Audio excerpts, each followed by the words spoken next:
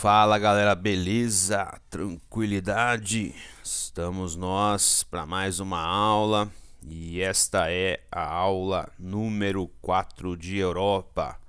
É uma aula que vai trabalhar com a União Europeia, certo? Essa aula, primeiramente, está sendo encaminhada para o terceiro ano, ok? E depois, né, o segundo ano também vai assistir. Então é a mesma aula, né, que vai ser repassada para ser assistida na segunda semana de julho para o terceiro e depois, acho que na terceira semana de julho para o segundo ano, ok? Então essa aula vai ser dividida em duas partes. Na primeira aula nós vamos falar sobre a União Europeia em si e depois na segunda parte, vai ser uma parte menor, nós vamos trabalhar com o Brexit, que é a saída da Grã-Bretanha da União Europeia, certo? Então é uma aula bastante ilustrativa, bastante ilustrada também, né? É uma aula bastante ampla, bastante legal, pelo menos. É um tema que eu gosto bastante. Chega de falar bastante, né? Enfim, vamos lá.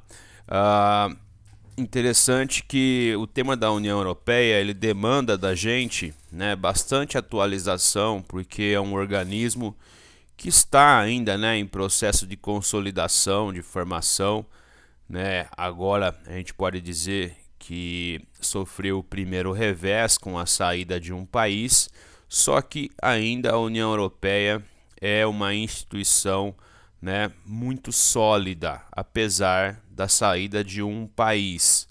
Foi o primeiro revés dessa natureza.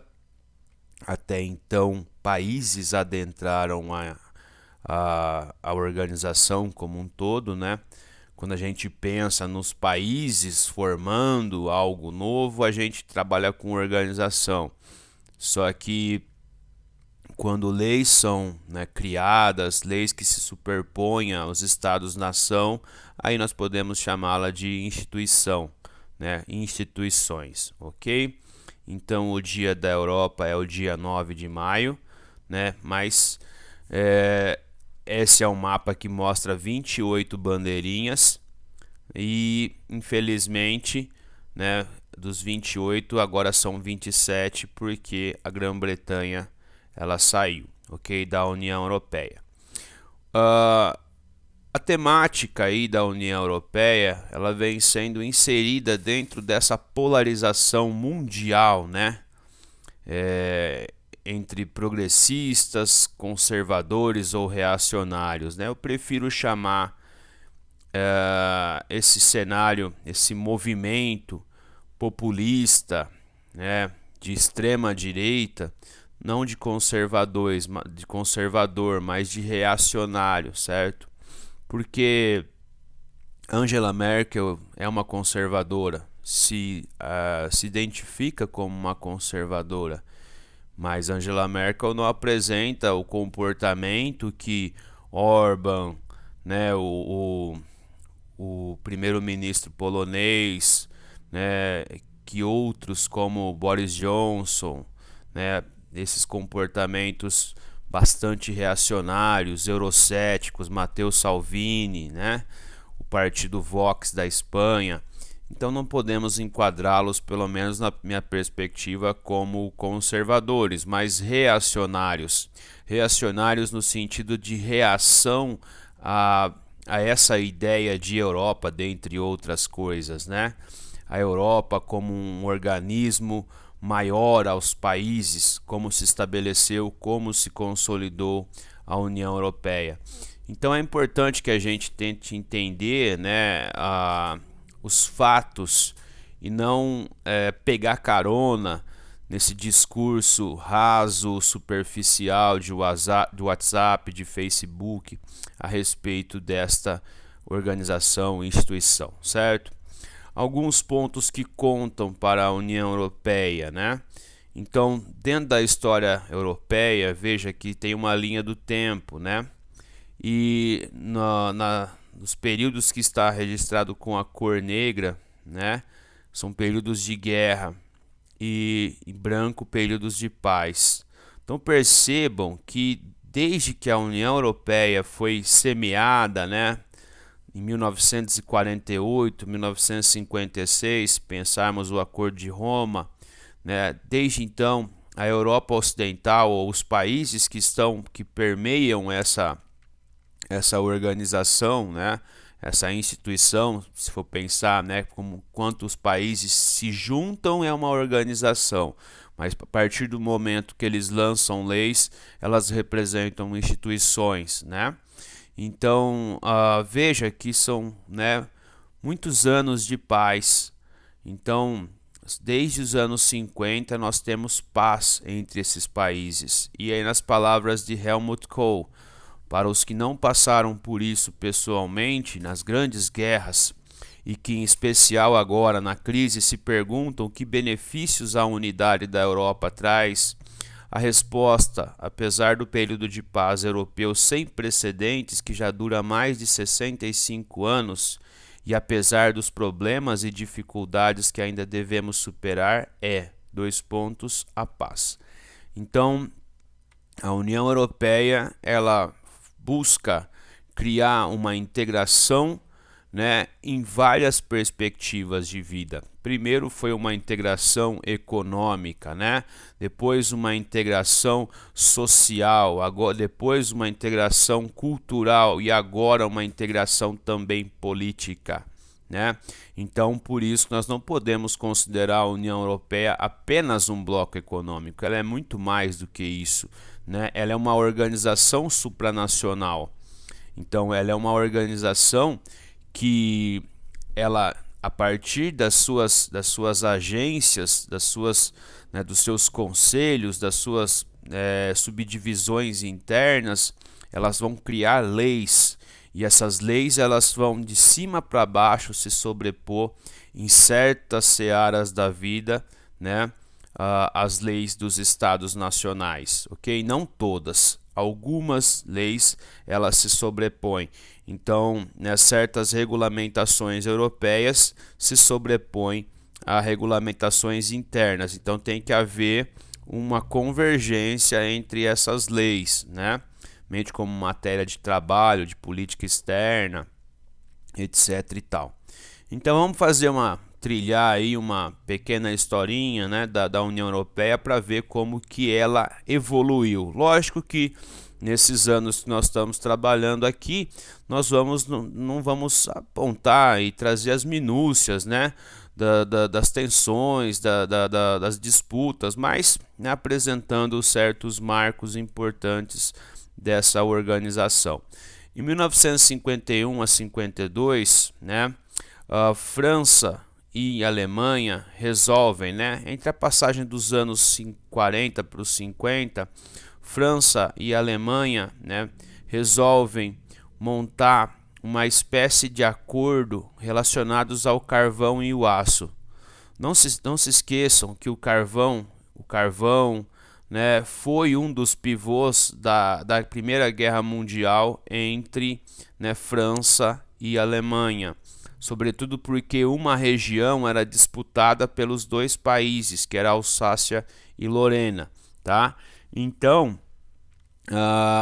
criou-se uma espécie de burocracia supranacional, né, com membros dos dois países para, né, viabilizar as trocas de carvão e aço. Então, essa comunidade ela foi chamada de Comunidade Econômica do Carvão e do Aço. Então, ela gerou a sementinha daquilo que vai se transformar a Comunidade Europeia e depois União Europeia. Juntando a experiência da seca, veio a junção do Benelux, que seria um acordo entre Bélgica, Netherlands, que é a Holanda, né, ou Países Baixos, e Luxemburgo. Então esse já é um acordo histórico de integração econômica entre esses três países, né, pequenos países. Então a eles se juntou, né, a seca se juntou o Benelux. Em 1957 a Itália se uniu a esses 5 países. né? E aí eles lançaram o Tratado de Roma, lançando as bases de um mercado comum. O que é um mercado comum?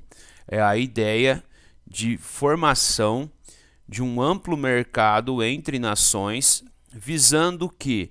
Visando, né, eliminação de barreiras alfandegárias. Então a CECA, o Benelux, né, e o Tratado de Roma vão eliminar gradativamente as barreiras, né, alfandegárias. Significa então que os produtos vão começar a circular livremente, né, pelas fronteiras desses países, né? Então, primeiro vão ser produtos, depois vão ser serviços, depois vão ser capitais, depois vão ser pessoas, tá certo?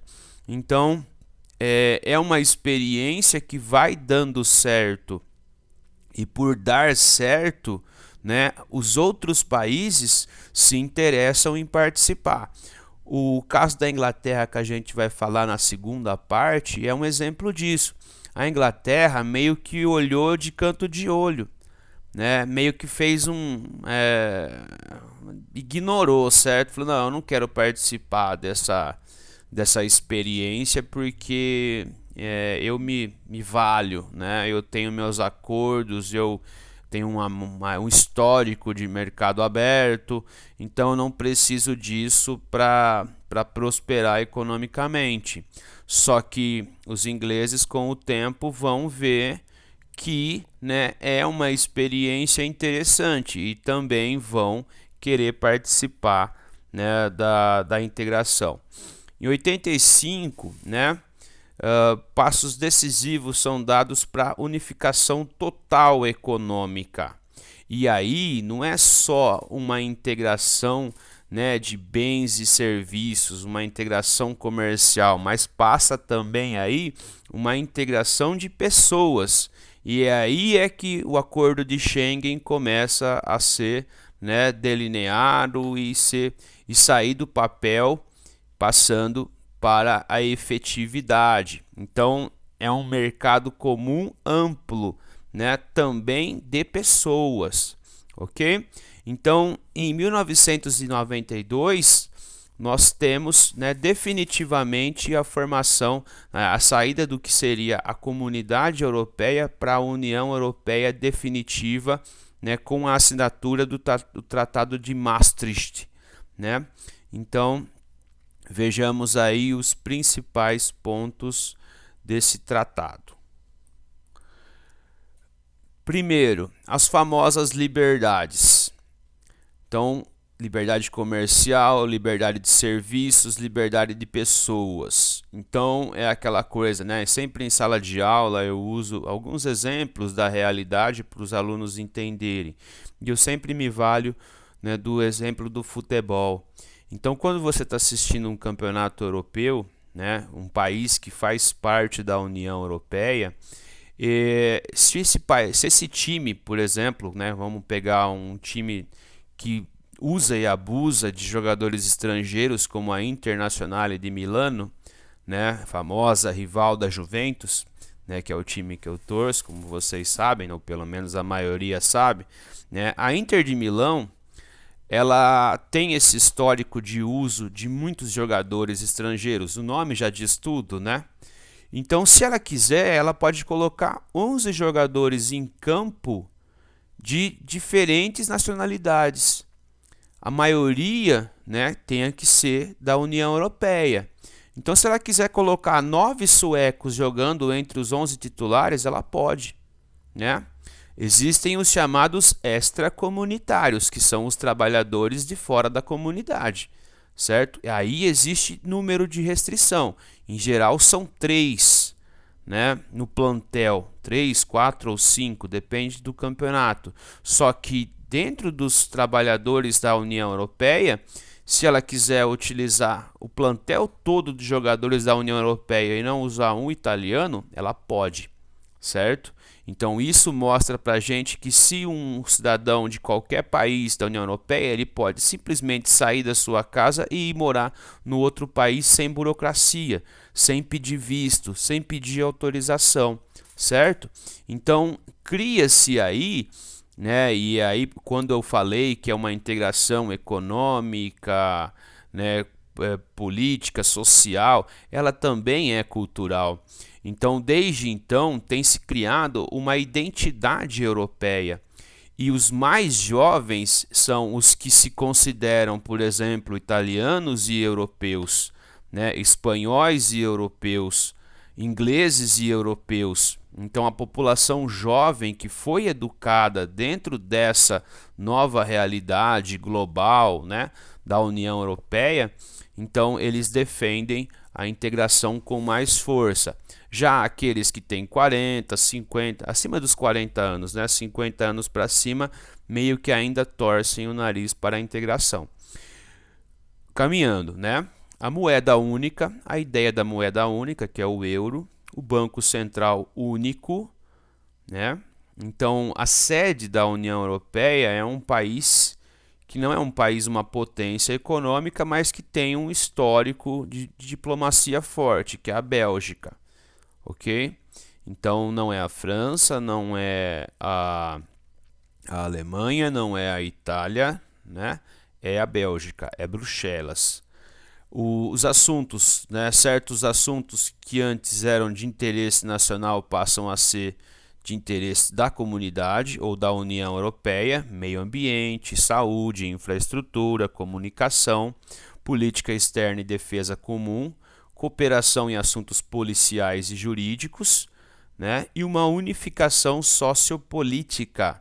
Então existe parlamento da União Europeia, o parlamento europeu, existe conselho de ministros europeu, existe um representante que no caso que equivale ao primeiro-ministro europeu, né? Então existem instituições europeias, né? Um organograma gigantesco de instituições europeias, tá certo?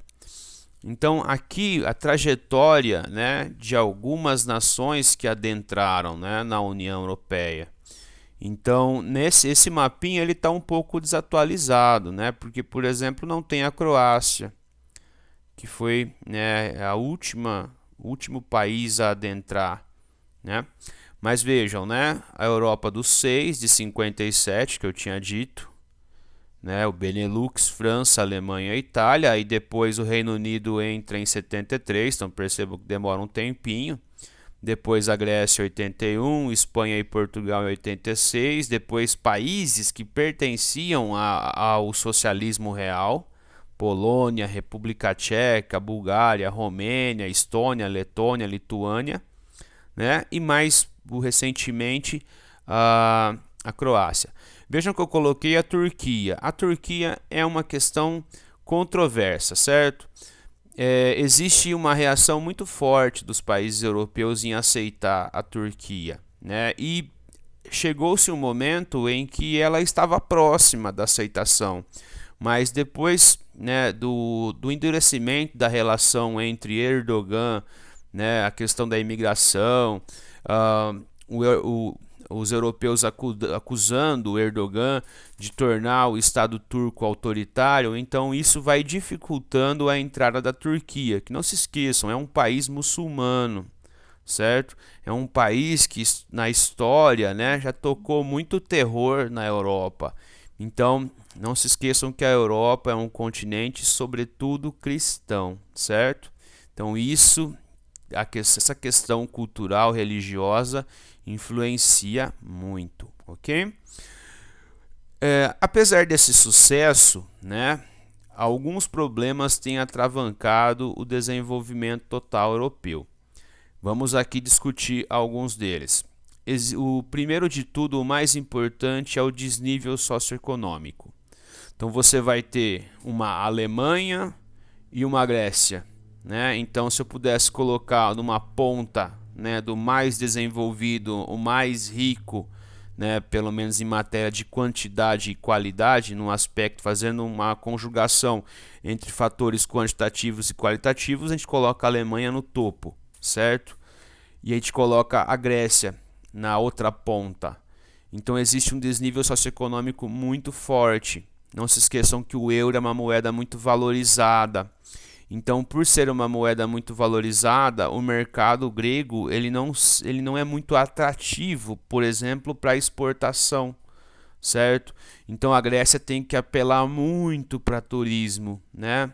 Muito para tentar reverter um quadro bastante difícil economicamente pensando. Então uma moeda forte dificulta uma evolução econômica porque ela não se torna tão atrativa, por exemplo, para a exportação, né? A Grécia exportando produtos, ok? E não se esqueçam, né? Os produtos gregos são produtos tirando o turismo do universo, principalmente do universo do primário. Ok, o que mais? Sistema financeiro único, padronização de impostos e gastos públicos. Isso também a gente chama a atenção da Alemanha, né? Então tem que se pensar em matéria de tributos, em matérias fiscais, de aposentadoria, numa voz só, num diálogo só, ok? Porque senão você vai ter a conta não fechando. Eu vou dar a seguir, depois, alguns slides à frente, né, o exemplo da questão da aposentadoria. Então, se vai pensar algo para a comunidade, que todo mundo respeite as mesmas regras e que os estados funcionem da mesma forma, no que diz respeito a impostos, gastos, né, do estado, com direitos sociais, com direitos previdenciários. Então tem que haver todo um diálogo. O que aconteceu aí em 2012, até 2016, mais ou menos, foi que, né, uma questão, um choque muito grande entre a Alemanha e Grécia, né, com a Alemanha ajudando a Grécia, né, numa recuperação financeira, mas impondo a ela, né, obrigações, responsabilidade fiscal, certo?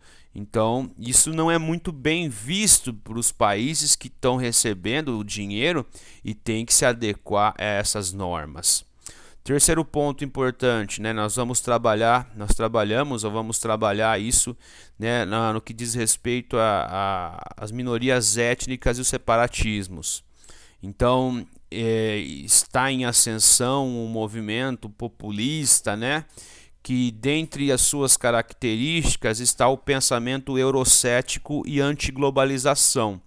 Então, né, vamos falar aí da questão do norte da Itália, da Espanha, né, tirando a questão catalã, a Polônia, a Hungria, que, né, movimento que joga contra, que tem como a União Europeia como um inimigo, né? Um inimigo da tradição, um inimigo da nação. Então, sem contar a imigração que gera todo um problema interno para os países, né? Mais recentemente também, principalmente depois da crise de 2008, né, alguns países ainda tentam, né, se recuperar da crise de 2008 e um dos reflexos daquela crise, desse cenário global que vivemos, é o alto desemprego entre jovens, né, com poucas exceções, né? As exceções são os países principais da União Europeia, né? Então, a Alemanha, os países escandinavos que fazem parte, a Áustria, porque do resto, né, muitos sofrem, principalmente a Espanha, a Grécia. Vamos caminhando agora com as imagens. A concentração de população, riqueza e oportunidades. Então, aqui usa-se uma analogia, né, de uma banana. Então, seria a região mais rica e mais populosa da União Europeia ou da Europa, né? Então vai desde da Irlanda, passando pela região do sul da Inglaterra até o norte da Europa. Então é uma região que de economia mais forte, e o reflexo disso, né, é mais população. Vejam que outras áreas menos importantes economicamente vão ter menos pessoas, também menos oportunidades. A taxa de sindicalização da Europa, né? Vejam que os escandinavos, a sindicalização ainda é forte, mas vejam como que na Alemanha ela caiu bastante, na Grécia ela caiu, na Itália, né, ainda é um pouco forte. Aqui é um mapa que mostra o PIB, conforme mais escuro o PIB é mais alto, então uma vez mais nós temos aqui esse eixo que vai desde Finlândia, Suécia, Alemanha, Holanda, Áustria, Itália e França, né? Como as principais áreas, e essa região aqui que é da Catalunha espanhola. A zona do euro, azul escuro. Então nem todos os países da União Europeia fazem parte da zona do euro. A Inglaterra não fazia, a Suécia não faz, né? Os países recentemente, né, incluídos também não fazem, né? Eles estão em processo de entrada da zona do euro. Aqui a zona Schengen, né, que tem livre circulação.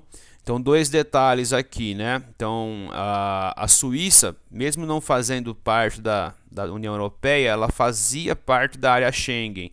Agora, ela não faz mais parte. E vejam que a Inglaterra também não participava da área Schengen. Ela abria para a imigração, mas uma imigração controlada. Então, aquela argumentação dos defensores do Brexit, né, de uma imigração descontrolada, não procede, porque existia sim um controle imigratório de cidadãos da União Europeia dentro da Grã-Bretanha, tá? Aqui, né, os Estados-membros, países que estão saída, alguns candidatos, os países da ex-Iugoslávia são candidatos, né? A Turquia também é um candidato, né? Aqui a Ucrânia é um país que tem acordo de associação, né? E também aspira no futuro a fazer parte. E aí a questão ucraniana é uma questão toda polêmica, né? Porque a Ucrânia está literalmente entre a Rússia e a União Europeia, e a Rússia e a União Europeia têm a sua rivalidade, né, que é histórica, né, vem bem antes da União Europeia. Ok? Tempinho para a gente tomar uma aguinha, né? Se eu tivesse em sala de aula, eu ia perguntar se os alunos têm dúvida, né? Então, aproveite desse tempinho para a gente ganhar um novo fôlego, para a gente trabalhar com a questão do Tratado de Lisboa,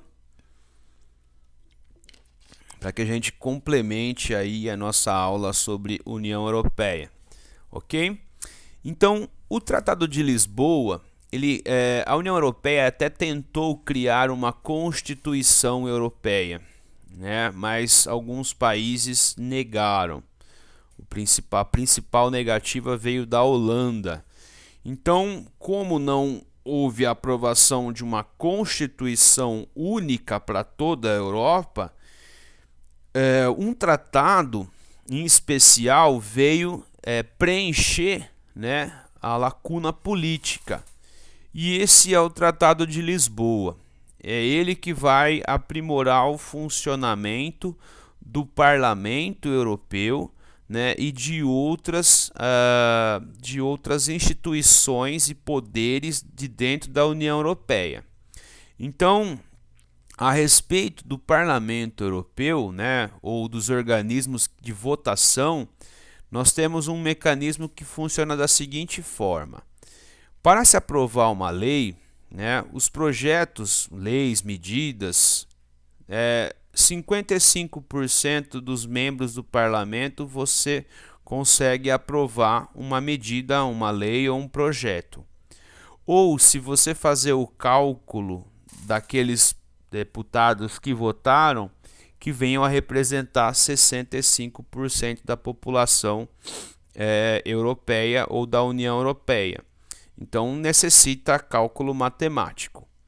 Pode ser que 5 membros, se 5 membros se unirem, eles podem vetar um projeto, uma medida. Então, isso é um mecanismo que, por que ele existe? Para trazer mais democracia, certo? Para trazer mais o que a gente chama na política de contrapesos, freios e contrapesos. Porque caso não exista esse tipo de coisa, sempre, né, os países maiores vão ter mais deputados, como a Alemanha, como a França, né, eles vão ter mais deputados. Então, eles podem, né, lançar projetos que venham a beneficiar a si próprios.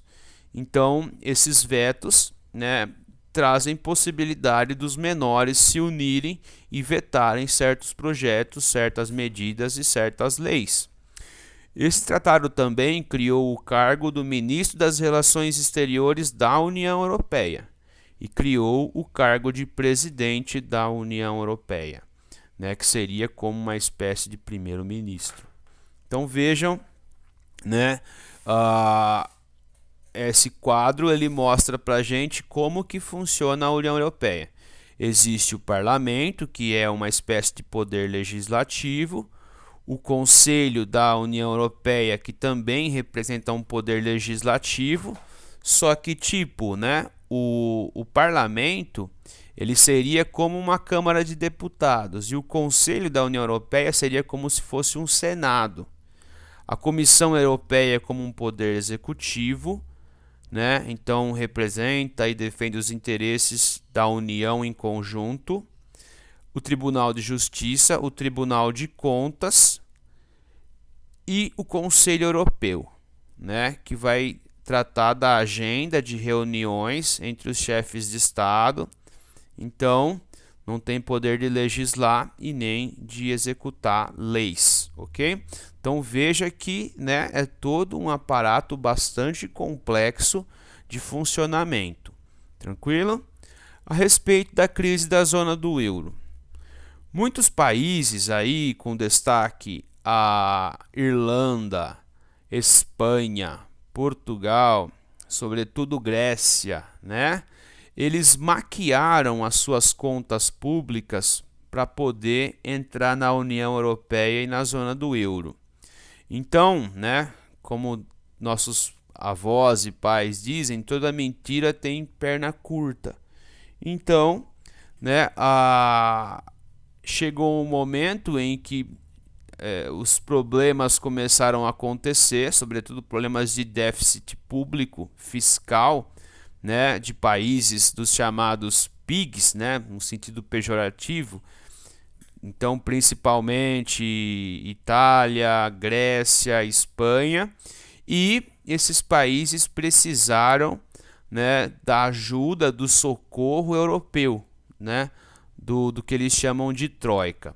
Então, esses países, a gente pode afirmar que eles não estavam preparados para adentrar a integração, né? Então, tinha déficit público, dívida interna muito grande, dívida externa, desemprego e retração. Então, com a crise de 2008 e um cenário de retração econômica muito grande, né, esse problema veio à tona. E como eu disse atrás, né, como eu disse anteriormente, então a moeda valorizada ela dificulta, né, uma recuperação econômica, porque a moeda não é atrativa para o cenário exterior, principalmente no quesito de exportação, tá? Então esses países, principalmente a Grécia, né, a Irlanda já conseguiu se recuperar, a Espanha vem se recuperando, mas eles tiveram que, né, a Itália também passa por essa dificuldade, eles tiveram que pedir socorro para o Banco Central Europeu e para o FMI. O que acontece? Esses países eles conseguem, né, os empréstimos, eles conseguem o dinheiro, só que tem que haver a necessidade da contrapartida, o comprometimento deles com uma espécie de política de austeridade, né? O que seria isso? Uma política que vai diminuir custos, vai enxugar a máquina pública, vai investir menos em políticas públicas. E aí é aquilo que a gente sempre coloca, né? As principais áreas que vão sofrer sempre são áreas de saúde, áreas de educação, que vão ter cortes, pesquisa, né? Então, por quê? Porque o governo tem que honrar o seu compromisso, tá certo? E tem que rever certas coisas, passar por reformas, reforma tributária, reforma previdenciária, né? Então é essa imposição que faz com que, por exemplo, gregos, né, estejam entre aqueles que mais, né, desgostam, para não usar um termo mais pesado, da União Europeia. Eu retirei esse trechinho do livro Prisioneiros da Geografia. Em 2012, quando tiveram início os pacotes de ajuda europeus e exigiu-se que a Grécia adotasse medidas de austeridade para manter o país solvente e na zona do euro, a divisão geográfica logo se tornou óbvia. Os que doavam e exigiam eram os países do norte, os que recebiam e suplicavam eram os do sul. Não demorou muito para que alemães chamassem atenção para o fato de que eles estavam trabalhando até os 65 anos, mas pagando impostos que iam para a Grécia, permitindo que os gregos se aposentassem aos 55 anos. Então, né, aquela brincadeira na saúde e na doença. É por isso que eu disse, é necessário então haver um compartilhamento de orientações, né, econômicas. Porque senão, como é que faz? Uns se aposentam antes, outros se aposentam depois, aí o Estado fica endividado, não consegue pagar os seus compromissos com as pessoas, então tem que haver toda uma reforma, né? E isso é muito usado politicamente por uma oposição anti-europeia, né? Uma posição eurocética. Então aqui algumas opiniões, né? Então esse era o primeiro-ministro George Papandreou. Então ele está lá arrochando o grego, né? E beijando os pés da Angela Merkel, né? Arrancando o pouco de dinheiro que o grego tinha para poder enviar para a União Europeia. Então isso, vocês sabem, é uma opinião do cartunista, né? Esse cartunista que eu uso bastante, as suas ilustrações, é o Carlos Latuf. Então ele tem uma visão muito esquerdista, né? Uma visão que às vezes ele não consegue enxergar também que esse próprio país ele passou por problemas criados por ele mesmo. Então os alemães estão, né, ajudando e estão exigindo que esse compromisso seja, né? Então é polêmico e vai gerar várias perspectivas, né? Não nos esqueçamos que a União Europeia ela funciona dentro de um liberalismo, né? Dentro de uma visão liberal. E quem diz que a União Europeia funciona dentro de uma ideia de comunismo, né, não sabe nada sobre a União Europeia. Aqui mais uma imagem que mostra, né, principalmente por conta da crise de 2008, o euro se desfacelando, e aí a gente vê, né, nessa fragmentação, o mapinha da Espanha, o mapa da Itália, o mapa da Grécia. Veja aqui o desemprego em 2015, certas áreas muito baixas, como a Alemanha, como a Bélgica, como o Luxemburgo, como a Holanda, né, como a Áustria. Mas quando você vai para a Itália, 12%, Grécia, 25%, Espanha, 22%, a Espanha chegou a ter 26% de desemprego, né? Na Eurozona, 11%. Aqui desemprego em 2017 já estava um pouco melhor, né? Veja que alguns países ainda mantendo um desemprego muito baixo, né? Como a Alemanha principalmente. E a Espanha já melhorando um pouco o cenário, né, ou aqui maior do que 15%. Essa região, a Espanha, né, a região que mais vai apresentar desemprego é esse sul da Espanha, né, onde está ali Sevilha, onde vai estar aquela região que foi por último desocupada pelos mouros. Essa é uma estatística que mostra a taxa de desemprego.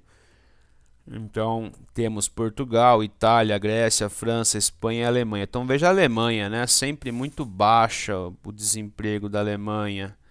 O desemprego, aqui quando a gente pega Portugal, uma baixa. A Grécia, a linha azul, olha só, né? Perto de 25. A Espanha, né? Perto também de 20, orbitando entre 25% e 20%. E o problema da dívida da Europa. Então tem alguns países que a sua dívida representa acima do 100% do seu PIB. E os principais casos aí, né, são Itália, Irlanda, Espanha, Portugal, Grécia, né? Então são países com, né, uma dívida interna e externa muito grande. São países que necessitam urgentemente de, né, de um saneamento das suas dívidas, né, para que eles possam ainda manter, honrar os seus compromissos, ok?